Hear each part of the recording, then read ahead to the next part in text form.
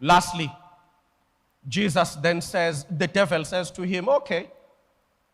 But this time the devil decides to teach Jesus, I can also quote the Bible.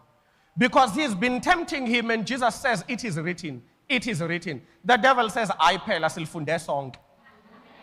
Nami ake ngikukhombise. The devil says to him, okay, fine. He takes him on top of the temple in Jerusalem and says to him, throw yourself down.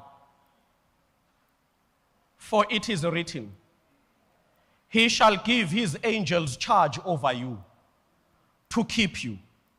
In their hands they shall bear you up, lest you dash your foot against the stone.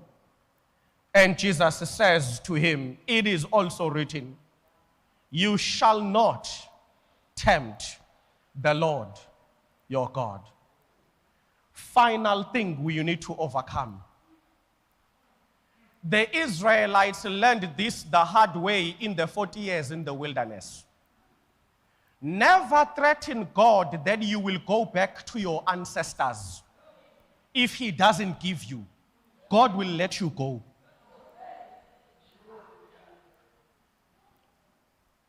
The Israelites tried it whenever they would get upset. It was better in Egypt. And God says, okay.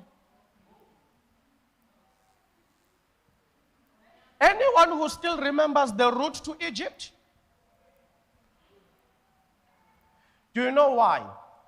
Christianity is about commitment, not about circumstances. Some of us, when we don't get what we want from God, we want to commit suicide. Yeah? I've been praying, you are not answering. Have you forgotten I know where the graves of my ancestors are? Yeah? Yes. These are the things we go through. By now I could be far. Look at so and so who has a snake. Look at so and so who worships ancestors. Listen to me. God is in a project that annoys him if you keep comparing him with others. Because he has not compared you with others. The plan he is working on is tailor-made for you. But once you start playing comparison, you will find that God will comfortably say, go there. But let me tell you just quickly, for those of us who were born there, you see, abanye benu nizalelwe la, nimane niyazikhuluma nje lezi zinto anizazi. Thina sikhule ngazo, masingakhumula la sibenqunu ningabona sicatshiwe. Sadlule impepheni, sadlula kumakhandlela abovu na yellow. Sathi felwa kwabizwa omagejageja isilwane esihamba sodwa ebusuku. Sancinda sakhwifa. Let me tell you, where you want to go, you will die. Why do you think those who've been there are coming out? Do not play with the devil. Do not. Stay in Christ till God answers you. 3 lessons I just want you to pick from Jesus as we remember him this morning.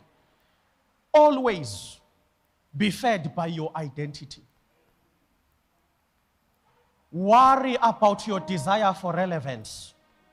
It might make you sign up to things that will destroy you. Don't threaten God.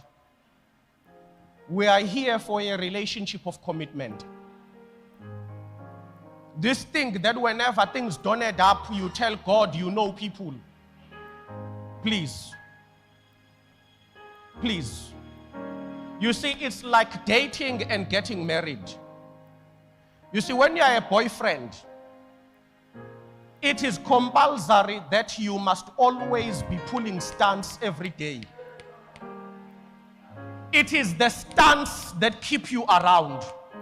Otherwise, they will leave you. But do you know why we get married? It's to move from circumstance to principle. When you are married, you can still pull the stunts, but they no longer determine whether you stay or not. There are now principled issues we are working on. And Jesus says, you think I'm your boyfriend? That our relationship depends on how many prayers I answer. Today I answer you, you are happier in church. Next month I don't answer you, you are no longer coming to church. The next month I answer you, praise be to God. The month after that I don't answer you, what have I done? God says, listen, this is a relationship of principle. You and I are going far, but to get there, we need to stop being moody and start being principled. We need to make decisions on principle, not on how we feel today. That's the only way, beloved, we will get to where Jesus is taking us. Making principled decisions. Do this in remembrance of